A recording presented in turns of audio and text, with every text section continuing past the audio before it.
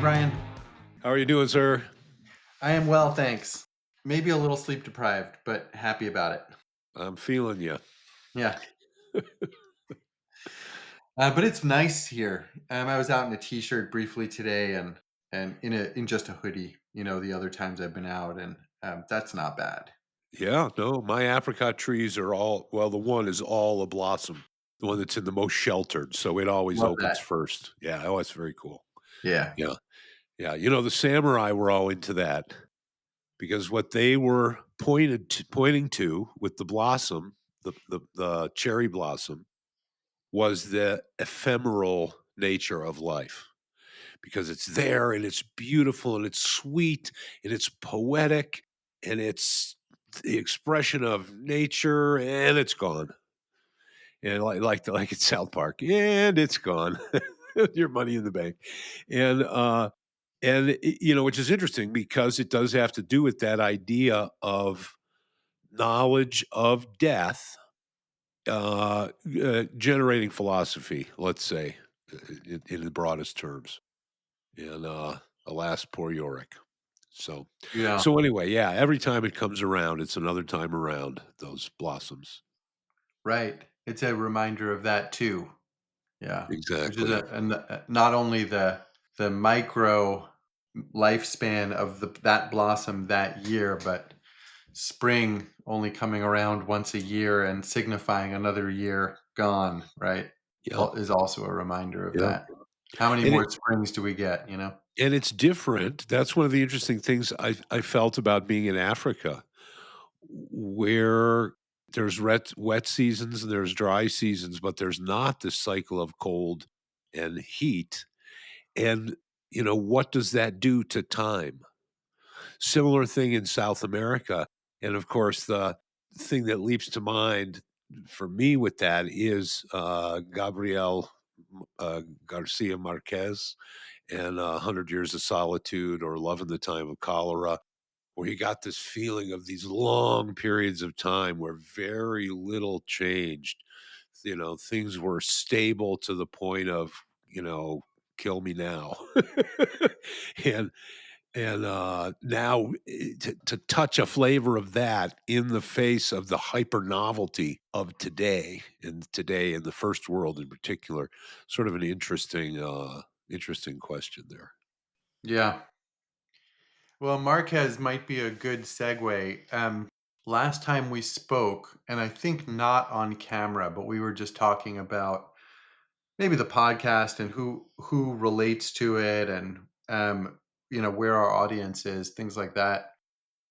You said not a lot of people are reading these days, and and I reckon you're right. And I, in fact, read a lot less than I'd like to, and a lot less than I did in college. That's for sure.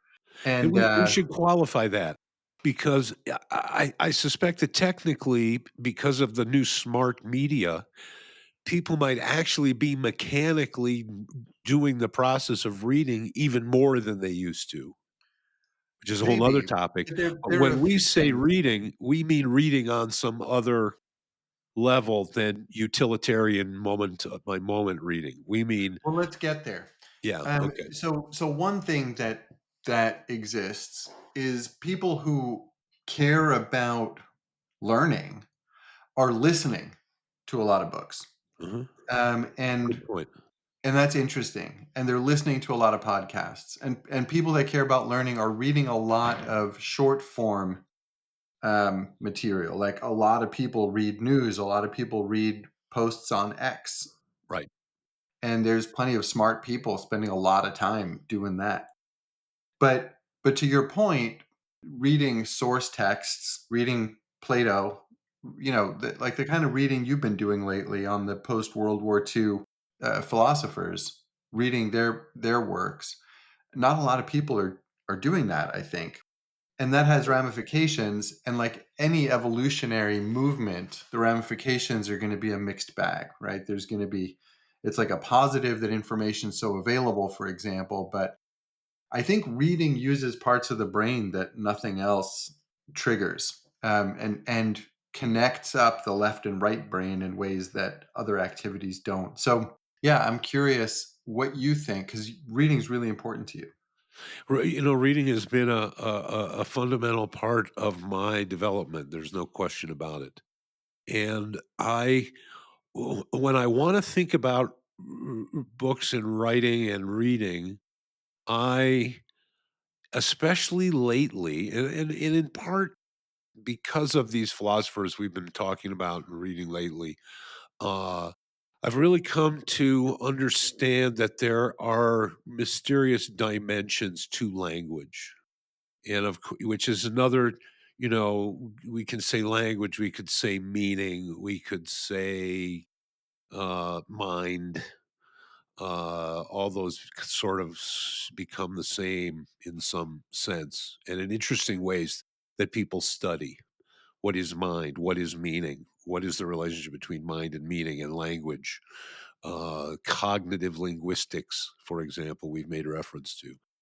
And, if we look developmentally, we see that, and we talked about this, I think, last week, that it's all based on this idea of this thing represents this other thing, whether it's a sound, or then we get a glyph that represents the sound, and then we start to use the glyph maybe in a way to, maybe the glyph was originally a thing that used that sound, but then we start to use that glyph just for the sound, and it's no longer the thing.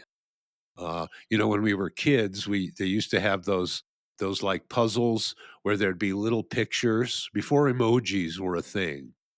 And so, if I was going to say the word typhoon, for the tie, there might be a little bow tie, and then plus, and they'd write the word foon, right? Or something like that. Or maybe there'd be some other way to, so that idea of a picture that we know the name of, like tie, and we know what a bow tie is. But the tie in typhoon has no reference to the tie that a bow tie is. But we would use it in that puzzle just purely for the sound tie. And that's called a rebus. And there's a whole there's like when that clicked in, all sorts of other possibilities unfolded. And that's sort of like when language could become a thing. And when freezing language, because obviously communicating verbally was one big leap. That meant that we could share semantic worlds, because now there were semantics and syntax and in symbology. But freezing that language into something that you could come back to after a period of time and revivify it and speak those words again because they were put down in such a way. Like, I've just read, and I have one more episode left to read, the entire book of Walden. So I've like, we'd eat that camping food back in the day that was freeze dried and it looks crazy, but then you add water and you heat it up and all of a sudden it's scalloped potatoes or something. This is almost like that. It's like, here are these squiggles on a paper, and you apply mind to them and they revivify, and now I can read to you the exact words as Thoreau read them to himself when he read back his script that he was writing down. Like, wow, there's time travel there. And we talked a little bit about why philosophers are always, as far as I know, grounded in the study of language. And what that ends up meaning is languages that you were not born speaking. And so that means now you have to consciously go through this process of interpretation. And so, as a philosopher, everything's about interpretation. I mean, like, literally, when a person puts forth a philosophy, what they're giving you really is their interpretation of the situation as they see it, whether it's ethical or it's metaphysical or, you know, epistemological. So yeah, we get this. Then we get into all the other mystical aspects of, in the beginning was the word, and it wasn't just this idea that in the beginning was the word, but that creation in Genesis is created through the speaking of God, who says, "Let there be light." That's a special kind of language, right? But what is it? I mean, it is meaning in the purest sense that precedes manifestation, which now our science, what an amazing time to be alive. Now we have physicists. Literally, one of the guys, if you're watching this on most devices, if you can touch the screen and do things, the guy that invented that is a physicist who's now written a book about his theory that now, from a physics, he can make the mathematical argument that, in fact, yes, mind precedes manifestation. Right? Wrote a book called Irreducible, and of course, I'm talking about Federico Fagin. Yeah. I'm wanting to drill into that statement from Genesis a little more. I've heard others talk about it. Jordan Peterson comes up again. He likes to talk about the like how essential that symbol is. And if I remember correctly, his take on it is that without language, there can't be consciousness. And that connects to the thing we've talked about a few times about free speech is necessary for free thought to exist. And that's why it's so critical to preserve free speech. And that in order to think something, we have to put it into words. And so, what it is, do you think it's a metaphor in Genesis that "let there be light" means that words are the baseline of illumination, as in consciousness? Do you think that that metaphor is in there? Yeah, I do. I think that that tradition is rooted in the idea that higher dimensional energy comes down and manifests creation. And that's why I'd love to have a conversation with, a couple rabbis to have them unfold that from that lineage. But we've Uh, talked before about ashes to ashes, dust to dust being a reflection of the idea that consciousness emerges from matter and then returns to matter. right. But you're saying in Genesis, there's the opposite. And I thought we had talked in the past about that really emerges in the New Testament. Well, and I suppose again we get into the nuance of interpretation. I think the way that I would interpret ashes to ashes, dust to dust, more than speaking about the divine essence of human life, I see that more as a statement about the world that we invest our life into. And that on this idea of store not up your treasures on earth, but on a higher place. And that is the life, the elements of our life, that externality of us. So I read in this a direction away from matter because that was dust. It manifested as your ideal world, but that's going to go back to dust. And so what's timeless is what didn't come from ashes. And that's this higher, but I'm translating that from bigger context.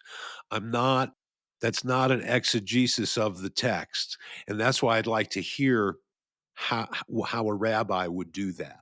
Yeah. um, but that's more like understanding doctrine and seeing how this might fit in, so it's more of an eisegesis, as we mentioned before. Are there references in Buddhism and Taoism and Confucianism that relate to this idea of language being fundamental to consciousness and consciousness being fundamental to matter? I think we do see, right? Yeah. Well, and the thing that I imagined that when I say, when I heard myself referencing "Let there be light" and the creation through the speaking, I immediately thought again of the first words of the Tao Te Ching, The names which can be, the words which can be spoken are not the true words. The names which can be given are not the true names. And it makes me wonder, well, what are those true names? What are those true words? What is that higher reality that the words that we speak? To me, this what he's saying is the coastline of Norway here. The true word is the thing in itself, the noumena for Kant, the das in sich, I think, or the thing in itself, as opposed to the thing that we see, that we have what they would call an ontic relationship with, right? So What is the word "ontic"? ontic is like we can measure it, we can see what color it is, we can weigh it, we can, all that as opposed to ontological. It's the inner hidden at it's participation in being at large, its cosmic identity, if you will, and that's this idea of the thing in itself, and which is a very Kant is the one that formalized that with the distinction between noumena and phenomena, and and then all the phenomenologists all have various ideas about what relationship a human being can have between the noumena and the phenomena, or the subject and the noumena, more to speak, and the subject and phenomena. Right? Phenomenology really looks at how do we experience phenomena. Which, for example, we spoke about time. How do we experience time? We experience it finitely. But if we think about it in this ideal sense, it's infinite, right? We think about one unit of time, 1 hour of time is equal to another unit of time. But in our experience, that's not at all true. So, spend some time in the waiting room at the root canal place. You want to experience some time dilation. Uh, but so the idea is that, there a lot of thoughts been put in between subject and object. But then there's this idea of really dropping the microscope down on the hyphen between the two, and how those two interdepend and interact. And so Schopenhauer, for example, said, well, there is one thing that we can understand the noumena of, and that is of will, because we manifest it from the inside, and so we that's the one thing that we know, and all the rest of the reality is representation or an idea. But that's the one thing we got our teeth in. But there's ideas that we have different relationships with these, that we can that either through reason or through a transcendental experience we can come to know things in a higher degree. Some say we'll never know the thing in itself. Others say that through a transcendent experience we may. Uh, but there's been a lot of people that have sort of looked at this in all sorts of different ways. Um, I'm wondering what you think about what Schopenhauer thought about will being the only thing that we can really have a first person experience of. Well, I kind of feel like Schopenhauer's building on Husserl's idea of intentionality. That, before Husserl, there was this idea that we just are passive. We're an empty box. We're a tabula rasa that's just waiting to have something written on it or an impression poured onto it. But these guys, and you got to give them credit. And I think they were actually exposed to Eastern thought, where they did start looking at the relationship between subject and object. And it was, in many ways, it was one of Husserl's discoveries, so to speak, this idea that the conscious witnessing self reaches out to the world with these intuitions to understand. And that that there's an activity and intentionality behind that. That's the first step in sense making out of the kaleidoscope, that it does that we aren't actually just there passive and it pours in, that we actually have to assemble the world to give it structure. And that's where we have these idea of these a priori intuitions. It's like the toolkit that we come set up with to build the world out of, which is, again, there's a lot of people have run a lot of different directions with that insight. But I think that he's right in that it isn't just I think, it's that I will. And then, we're on our way to Nietzsche here, right? With the will to power. That I have a will not just to reach out with consciousness to understand the world, but I actually have a will to dominate it. Or, as we've spoken to some other philosophers have said, a will to totalize it, or a will to squeeze certainty out of it, right? Or a way to use reason to force it into a deterministic box. Those are all kind of this will out, outwardly directed, and that's part of what a subject is. A subject isn't a subject unless it's reaching out to an object. That kind of reminds me a little bit of Schrodinger's cat, and kind of like the premise that, I guess that's a I'm not a physicist, but the premise that, everything is just probability until it actually happens and is unpredictable. Right, until the waveform collapses. Yeah. So yeah, there's like an interesting overlap there between physics and philosophy, which I think is, we I guess I generally assume art and philosophy are in some relationship to one another. Yeah, well, absolutely. For Schopenhauer too.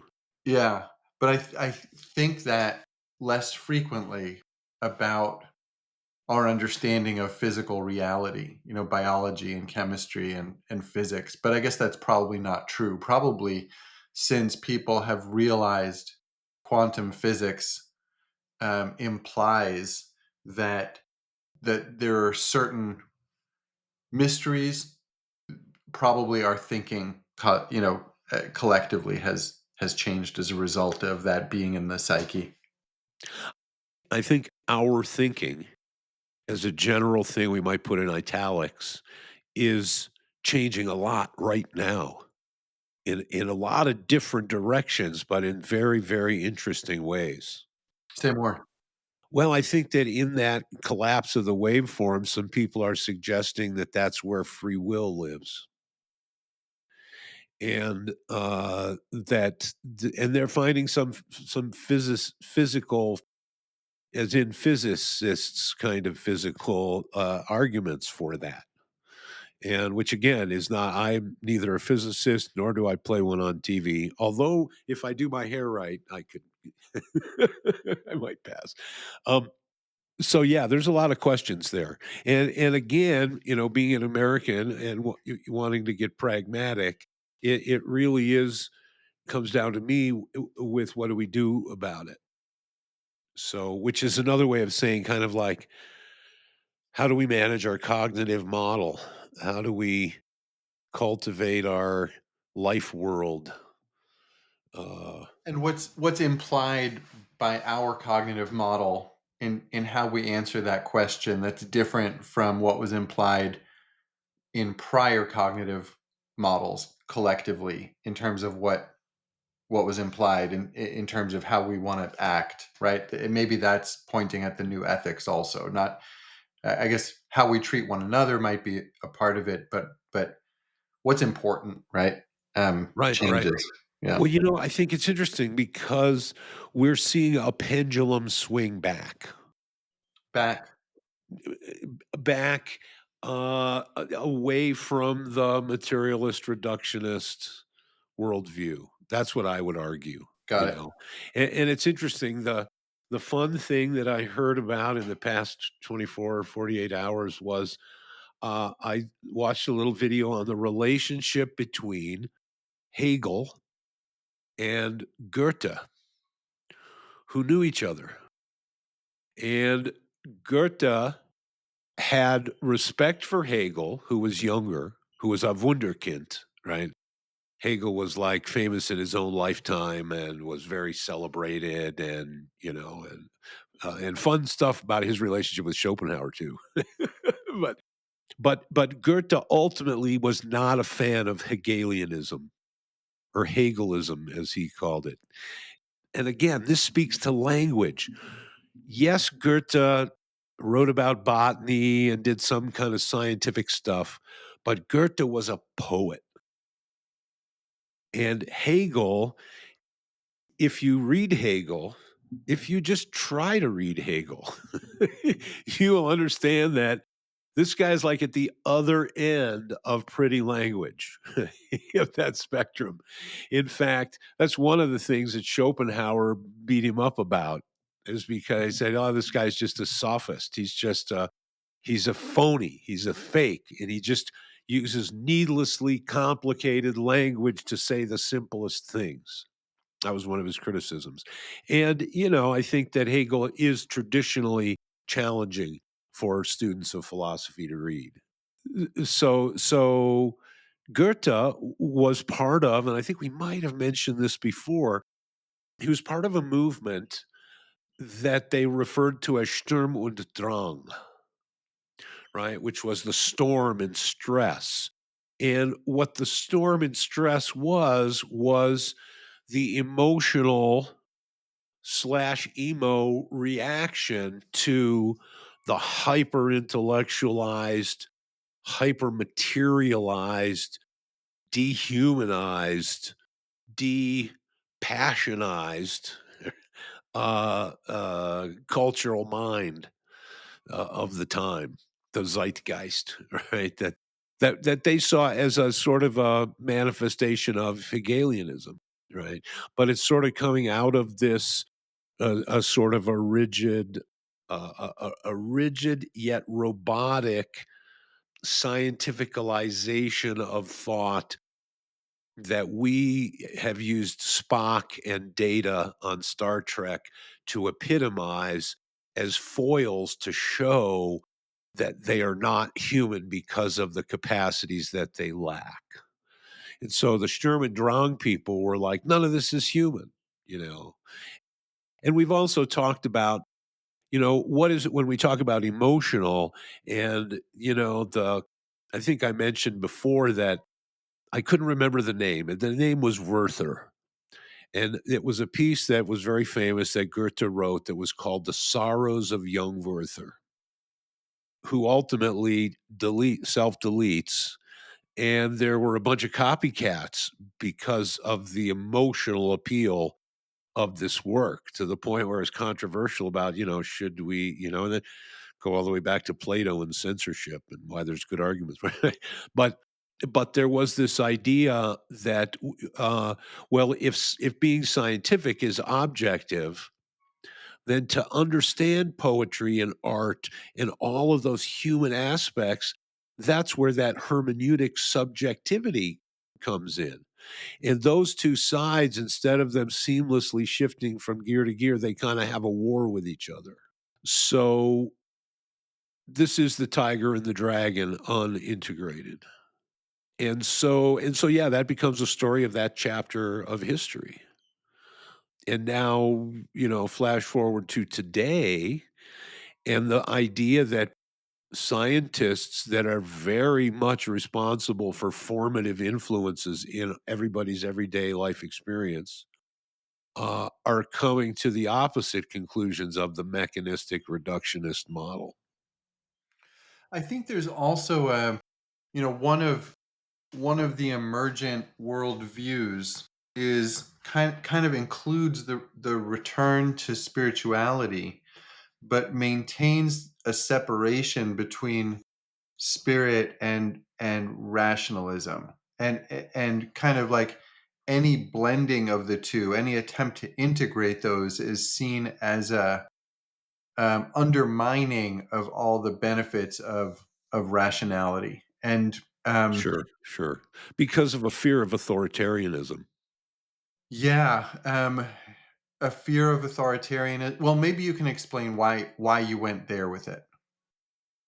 Because I think that the downfall of the rational system, that everything's going to be rational and we're only going to do rational things and everything will be rational, is so monodimensional that it's not the compass that everybody thinks it is. I think I mentioned before, reason is a whore. Reason serves the premises that you form the questions. Reason serves the context in which you ask the question. All those things are not reasonable. Those are all things that you come in subjectively with. So that's why we easily find lawyers that can argue either side of a case, Sure. right? But the Because we can pick our facts, we can set the scene of the context that those facts live in. So reason isn't to be trusted like the bellwether that everybody thinks it is. are there no basic tenets of reason that are excluded from that analysis, like 2 + 2 = 4 kind of stuff? Well, I think that that mathematics is a great place to go because you won't find a mathematical system without unprovable premises.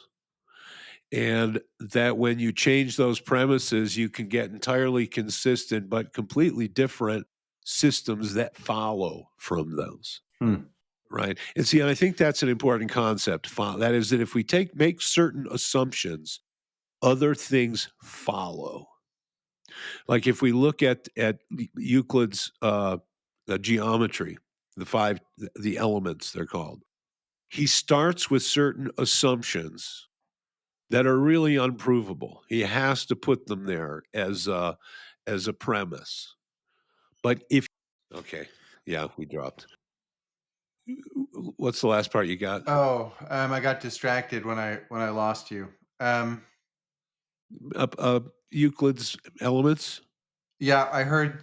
Yeah, let's go back to Euclid's Elements. Yeah. So Euclid starts with a set of assumptions and definitions, and if you grant him those, then and this was the point I was after. If you grant him those presuppositions, then all the rest of it follows.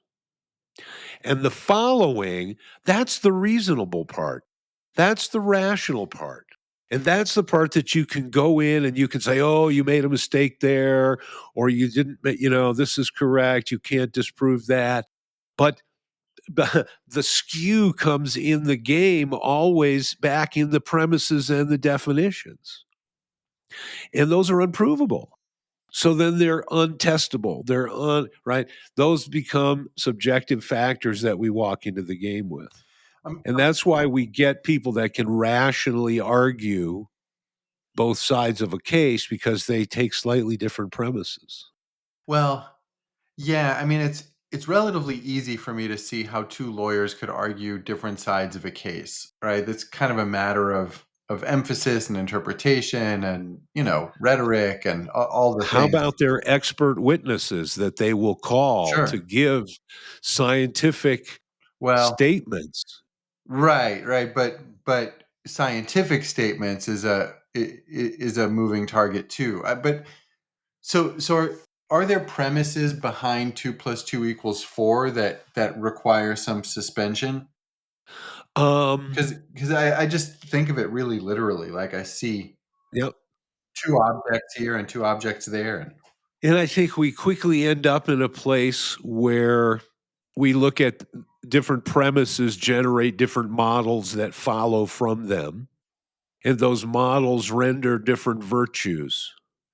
But we remember that idea that whenever I shine the light on a particular object, I'm obscuring everything behind it. I'm generating a shadow that hides something else. So it's good to take a few different models, and try different premises, yeah, right? yeah, no argument with that. I Yeah. just I guess I have a belief that rationality needs to be tempered or integrated with subjectivity, Oh yeah. but I don't take that to the extreme that no rational thing can also stand on its own, nor that subjective things also can't stand on their own. And I think that there's I'm trying to think of which phenomenologist referred to it. Uh, anyway, one of them referred to this idea of natural attitude. And natural attitude is the assumption that things are as we see them to be, which 99 point whatever percent of the time that works perfectly well. And it's really just the special cases that like, I mean, we manage to get out of bed, we manage to muddle through the day, we don't need to, we can be in that, what he called this, I want to say it's Husserl, a pre philosophical state Hmm. of just immediate relationship with our environment and time and space and the predictability of events. I don't actually know that if I let go of this thing, it's going to fall on the floor, but it always has before. And that sort of stuff. Totalization. Yeah. And I think that's part of it, but I think that's even more honest than that, and somehow more a priori and more just as a fundamental necessity for our functioning. Okay. Kind of, comes out of the hardware somehow, I think. But so where were we sailing to? The integration of rationality and subjectivity doesn't preclude that there are rational things that also stand on their own. Oh yeah, yeah, for sure, for sure. But I think that it's always when we get to it's always the interesting cases that cause the problems. Yeah. Yeah. Yeah.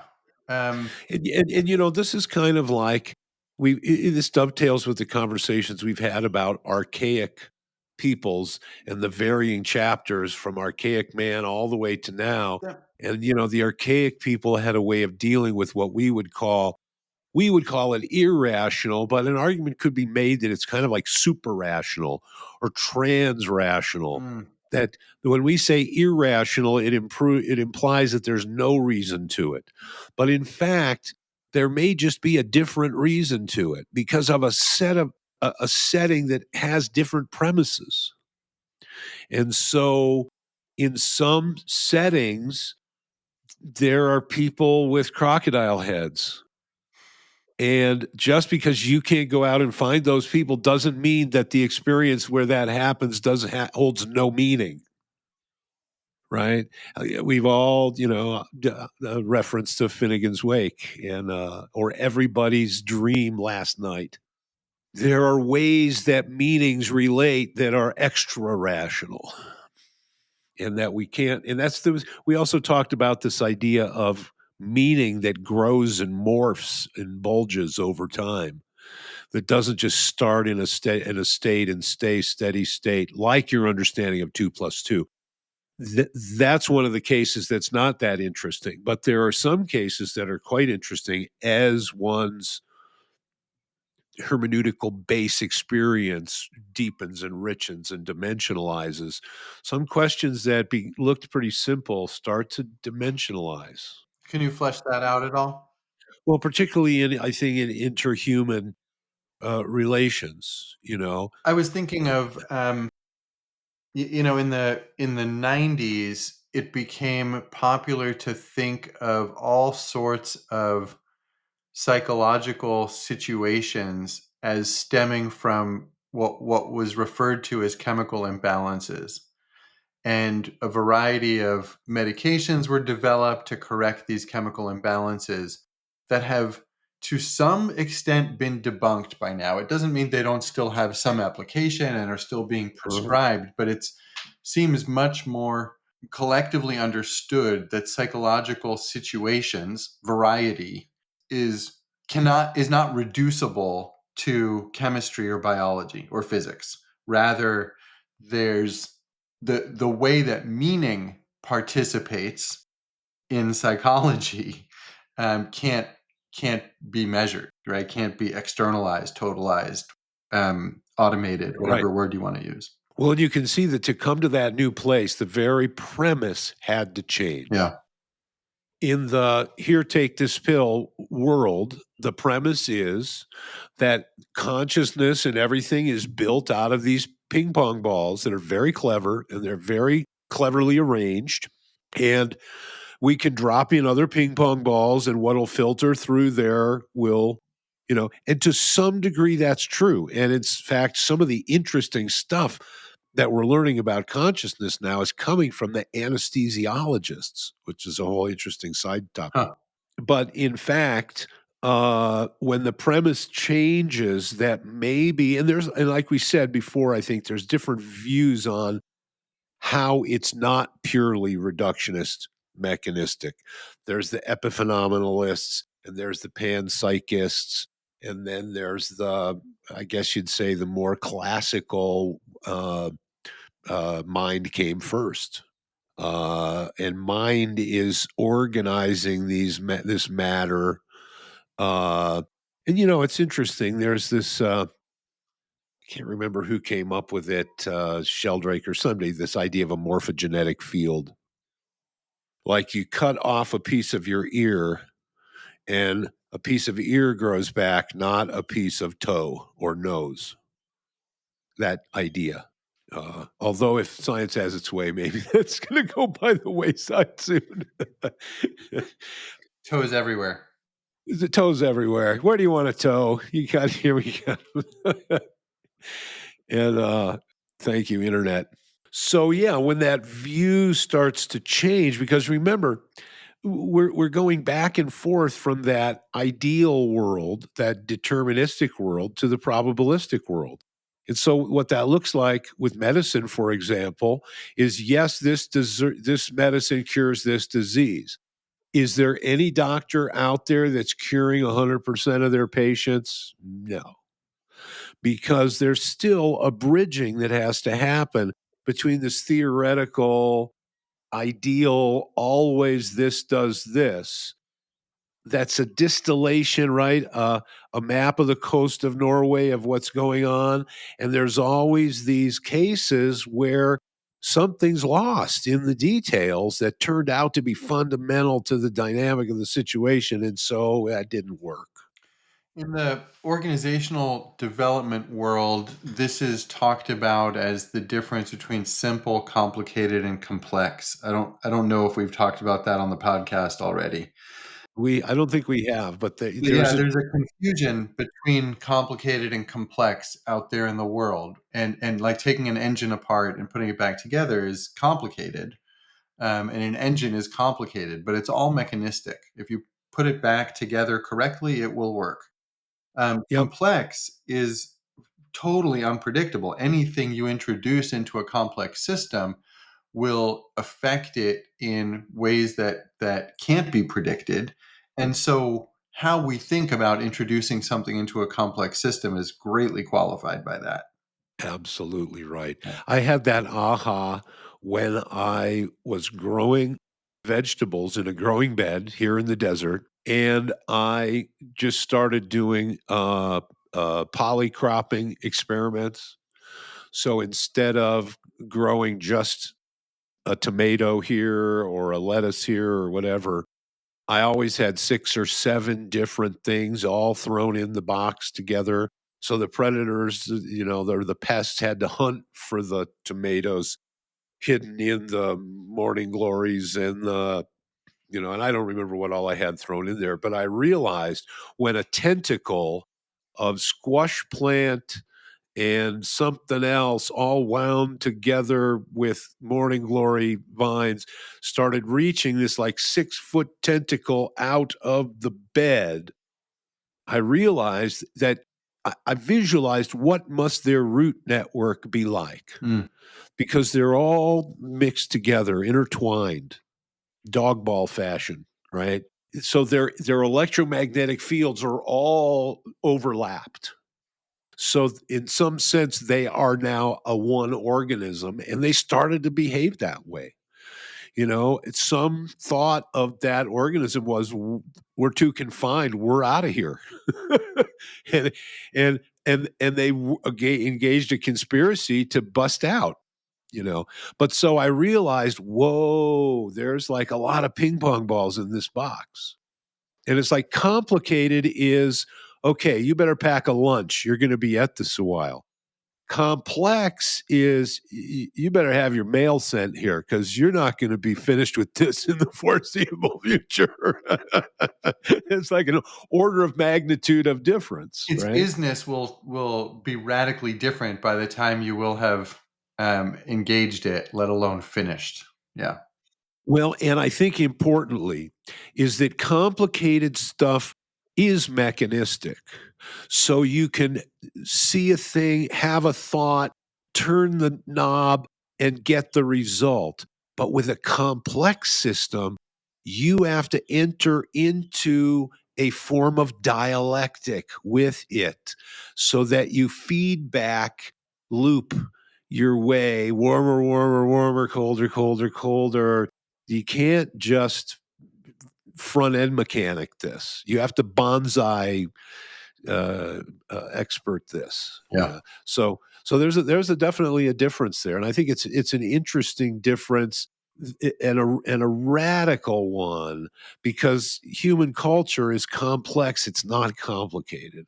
And the biome is complex, not complicated, and the interrelationship between consciousness and biome is complex, and on and on. Yeah, And complicated models of those things are more in the world of rhetoric and and persuasion rationality. Yeah, and rationality than this kind of fusion. And I think that this is also where I keep plugging into, and I'm trying to think of who it was I was reading about that was all up in this too. Probably Goethe, maybe even Schopenhauer, but their whole deal was all about nature once again. That you just have like that nature will vibe you in on things that you're not going to decomplicate in your brain because they're beyond that sort of thing. that's kind of like the transrational state that you were referring to a little while ago. Yeah, Yeah, yeah. And that there is a state like that. I mean, and that's a whole now there's also that's a whole nother expanding field. And, the stuff that only us fringers used to talk about, now I think they're just talking about it out in front of God and everyone. I mean, about hallucinogenic therapy and how these things tend to work. And I'm terrified about hallucinogenic therapy mainstreaming. The oh, I people know. that I've seen running around touting its benefits should not be administering it, nor probably participating in any way. Probably not all of them, but plenty of people that are saying, they're microdosing mushrooms and it's changed their lives. That terrifies me. Yep. Yeah, Yeah. Well, what do we have here again? The Pareto distribution, yeah. which is like the rule when the settlers get there. That's when you really see the Pareto distribution. I think the way the Pareto distribution shows up with the pioneers is it just kills off all the weak stock. Whereas with the settlers, they may preponderate. Yeah. Different thing happens. So I wonder if there's a way to loop this back around to reading and books. And Oh yeah, good point. That's where we started. yeah, and I mean, I don't know if there is or not, but Yeah. but I'm curious to bookend this because Uh-huh. there's been a Well, lot we of just kind of scratched the surface about books, yeah, right? I mean, we've talked before about the hermeneutics, and part of hermeneutics was okay. This phenomenologist idea of epoche or bracketing, which is to say that I'm reading something that was written in the time of the Revolutionary War. I can't think about this like a 21st century person, right? Though there's obviously ways. Why did he go around shouting, "The British are coming! The British are coming"? Why did he just ring him up on the cell phone, right? Tell him the British are coming. Oh well, to understand why he didn't, I have to understand the time in which this happened, and there were no friggin' cell phones, right? Now that's an obvious example, but there are topics of the humanities, which we might find much subtler to grasp the differences.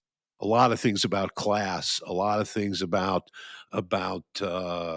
cultural interference patterns.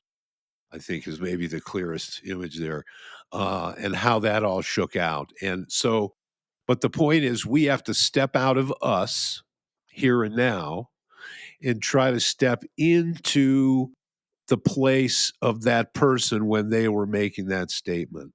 And so books, insofar as they're written by people who have passed, I've joked saying that we're passing on the counsel of the dead, which is why the skull is appropriate for us here. But for largely that's what it is. And if you're reading a book for somebody that isn't dead, well, just wait, right? Uh, so that is part of that miraculous power of the written word. And like, what's that famous poem about Ozymandias, where they find the crumpled statue, and in the bottom of it are the words, rulers of the world, behold my magnificence and tremble, or something like that. And it's all just rubble, right? But the amazing thing is the words were still there. There was still that meaning still was reaching out through time somehow, even though everything else had crumbled. So our words really can participate in that timeless, right? That world of being as opposed to becoming, because our words can become timeless. And as many people find out to their dismay with the modern social media, Social media. I never said that. Yeah. It's like, but so books, yeah. What I was also going to say about books is that, reading, we think of reading now as there's one thing. There's you're reading or you're not reading. Either you can get what the meaning is behind the words, or you can't get the meaning behind the words, right? Well, when I went to school, I knew how to read. And when I say school, I mean college, and started reading serious stuff. But something had to happen to my process to really facilitate that, or I wasn't going to get through it. So that there's reading almost at a professional level, which is different than pleasure readers. And then you get into specialized vocabularies, because just because you can translate, like specifically with philosophers, nobody's using words the way you use them at the grocery store. They've all made these words do heavy lifting by carrying all sorts of extra implications that they've usually laboriously piled up on these poor beast of burden words, right? And you know what, when you see a beast of burden word, which is to say a word that's carrying a lot more than a lot of other words, because they often make it into the title, these ponderous titles: being and time and truth and method and totality and infinity. Well, they don't use those words the way anybody at the grocery store uses those words. Right? These words are beasts of burden. I would like a totality of salmon, please. Exactly. And so there is a specialized thing to doing that. And that's why, for example, we learn how to take words apart, which we've talked about. And we know that words have histories, that they were built out of pieces of other words. And so we learn how to recognize where those pieces came from. Like, is that a front end of a 67 three-quarter ton on there? What you got on? Built out of pieces from other places and other times. And that all sort of stretches language into different directions. And we start to understand that language is this world building thing, that, as we mentioned, a life world, or a semantic world, or a cognitive model, or a world as representation. It was Schopenhauer's, his work was world as will and representation, right? The will's the part you can know directly, and the representation is everything else, that you've got this, you're only dealing with the representation, right? So the linguisticality of that is definitely the sea that all this happens in. And so books they're unique in a special way, and more, one important way is you can go say what, and you can go back and you can squeeze it again. You can rewind, play, rewind, play until you can get an idea. You can get in a little hermeneutic loop till you flush it out until you. And that was today's idea, was a bowl of hermeneutic Cheerios, because the way that our cognitive model really works is we're in dialogue with all these different things, that we have models of what they are, but we're updating all those models, so there are all of these little loops. Every time you interact with your neighbor, well, now that your neighbor model has been polished up through that hermeneutical Cheerio, and so your cognitive world is this bowl of all of these circles that are constantly updating, and then there's the ramifications of all those updates on each other. Right? I think that's why philosophers like solitude. And on the meta model, right, which might be Right. untotalizable, right, might be our own infinity. Um, If the we use it right, maybe we get to define that. because you put all these models together, you end up with a complex system of meaning making as opposed to a complicated one. And complex systems, maybe by definition, are infinite, And I think that therefore you need like intuition as a compass and not just reason. right? Yeah, that we've landed there before.